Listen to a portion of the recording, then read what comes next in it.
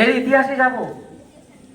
তোমাদের ইতিহাস পড়াতে গিয়ে আমি বারবার বলেছি, ইতিহাস শুধুমাত্র মুখস্থের বিষয় নয়। ইতিহাস আমাদের শেখায়, ইতিহাস আমাদের শেখায় অতীতে করা ভুল যাতে বর্তমানে আমরা না করি। অতীতে যে ভুল আমরা করেছিলাম সেই ভুলটা বর্তমানে যাতে না করি, সেটা আমরা ইতিহাস পড়ে জানতে পারি, যাতে আমরা আমাদের ভবিষ্যতের পথ আরো উজ্জ্বল করতে পারি। আমরা যে পশ্চিমবঙ্গের ইতিহাস এতদিন গোপন রাখা হয়েছিল, চেপে রাখা হয়েছিল, বলা হয়নি, সেই ইতিহাস আজকে উদ্ঘাটন করব। একে একে বিভিন্ন শিক্ষক শিক্ষিকারা তারা আজকের দিনের গুরুত্ব বিশেষত্ব সমস্ত কিছু তোমাদের সামনে বলবে, যাতে তোমরা বাইরে গিয়ে লোককে বলতে পারো কেন পশ্চিমবঙ্গ দিবস 20 জুন আজকে পালন করা হলো। আমি সংক্ষেপে তোমাদের বলেছি, আজই হলো সেই দিন যেদিন পশ্চিমবঙ্গ হয়েছে। তোমরা কি কেউ বলতে পারবে যে পশ্চিমবঙ্গের আগে কি নাম ছিল? বঙ্গদেশ। Very good, Bangadesh. অঙ্গ বঙ্গ কলিঙ্গ নাম শুনেছো তোমরা? তোমরা যে জনগণ গাও সেখানেও বঙ্গ আছে। পশ্চিমবঙ্গের নাম ছিল বঙ্গ। তাহলে প্রশ্ন, পশ্চিম কেন যুক্ত হলো? আর এখানেই রয়েছে ইতিহাস।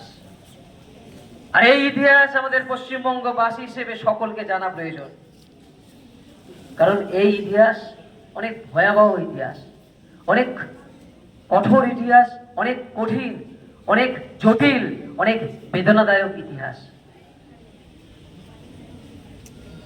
আমাদের এই পশ্চিমবঙ্গ সহজে কিন্তু আসেনি।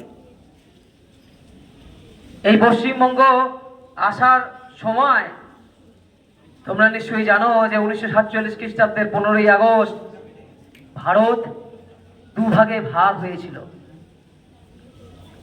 একদল ছিল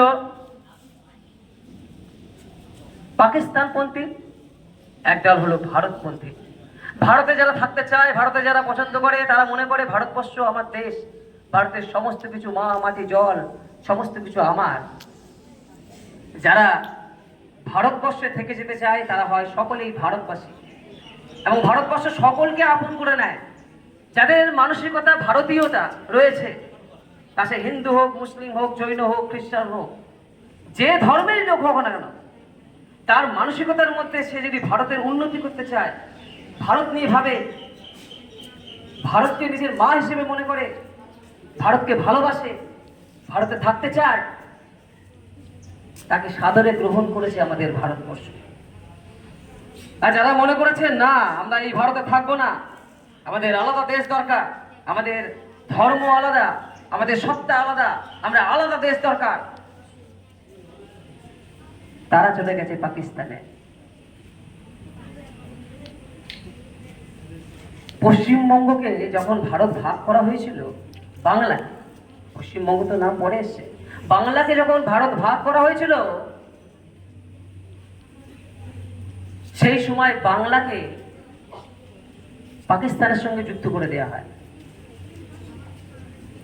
কারো মতামত না নিয়ে, কোনো ব্যক্তির মতামত না নিয়ে, কিছু রাজনৈতিক ব্যক্তি তারা মনে করলো যে বাংলায় দিয়ে দাও, পাকিস্তানকে দিয়ে দাও। তখন অনেক মানুষ গর্জে উঠেছিলেন, তার মধ্যে সব থেকে প্রধান ছিলেন, যিনি নেতা হিসেবে ছিলেন, তিনি হলেন আমাদের শ্যামাপ্রসাদ মুখোপাধ্যায়। তিনি জনমত গঠন করলেন, সবার কাছে গেলেন, সব চারিদিকে সভা সমিতি করলেন, বললেন কারা কারা কারা কারা যেতে চাও পাকিস্তানে, কারা কারা যেতে চাও, কারা কারা থেকে যেতে চাও ভারতে।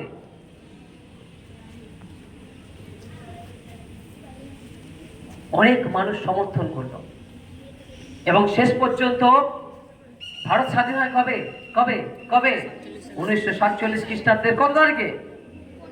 15ই আগস্ট। তার ঠিক 2 মাস আগে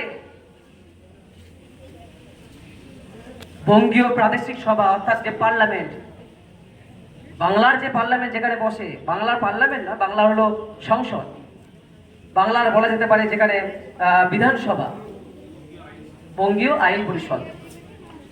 সেই বঙ্গীয় আইন পরিষদে যাদেরকে আমরা নির্বাচন করে পাঠাই, যাদেরকে আমরা ভোট দিয়ে পাঠাই, তারা তারা ওখানে গিয়ে তারা নীতি নির্ধারণ করে। সেই জায়গায়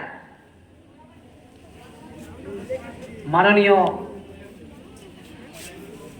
শ্যামাপ্রসাদ মুখোপাধ্যায়ের নেতৃত্বে শেষ পর্যন্ত 20 জুন এই সিদ্ধান্ত গৃহীত হলো যে বাংলাকে একটা অংশ ভাগ করে ভারতবর্ষের সঙ্গে যুক্ত করতে হবে, নাহলে বাংলার সৃষ্টি, বাংলার সংস্কৃতি, বাংলার কৃষ্টি, বাংলার সমস্ত কিছু নষ্ট হয়ে যাবে। সেখানে শুধু ধর্মীয় প্রাধান্যতা পাবে। আমাদের বাংলা ভাষা, বাংলায় কথা বলতে পারবো না, আমাদের হয়তো উর্দুতে কথা বলতে হবে। বাংলাদেশে যেটা হয়েছে, পাকিস্তান বাংলাদেশের সঙ্গে ছিল, সেই বাংলাদেশ পাকিস্তানের বিরুদ্ধে যুদ্ধ করেছে। কেন? কারণ তাদের ভাষাকে স্বীকৃতি দেওয়া হয়।